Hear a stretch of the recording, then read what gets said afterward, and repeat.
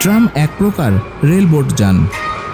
ট্রেনের তুলনায় এই যান অনেক হালকা ও ছিমছাম। এটি মূলত যাত্রীবাহী যান, তবে কোনো কোনো ক্ষেত্রে ট্রামের মাধ্যমে পণ্য পরিবহন করা হয়। গ্রাম, মফস্বল ও মহানগরের রাজপথে স্থায়ী ট্র্যাকের উপর ট্রাম চালানো হয়।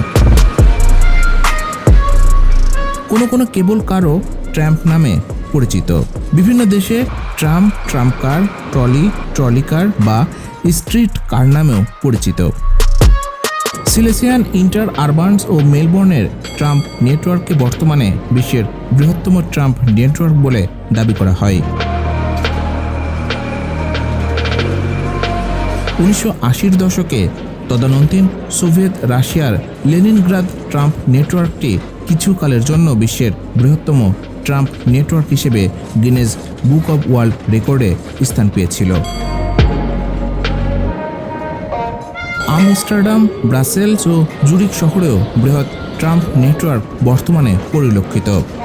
1930-এর দশকে ট্রলি বাসে ও পরে বাসে পরিণত হওয়ার আগে প্রথম প্রজন্মের লন্ডন ট্রাম্প নেটওয়ার্কটি ছিল বিশ্বের অন্যতম বৃহত্তম ট্রাম্প পরিষেবা।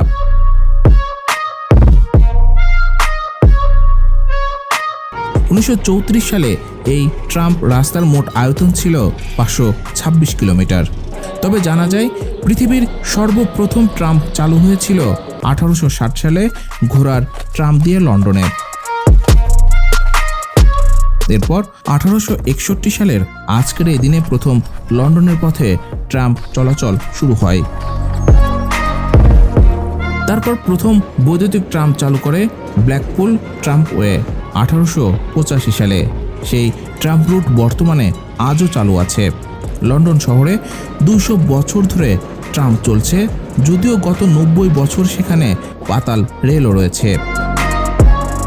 একই কথা সমানভাবে প্রযোজ্য Moscow, Berlin, Rome, Los Angeles, Paris এবং মেলবোর্নের মতো শহরগুলিতে।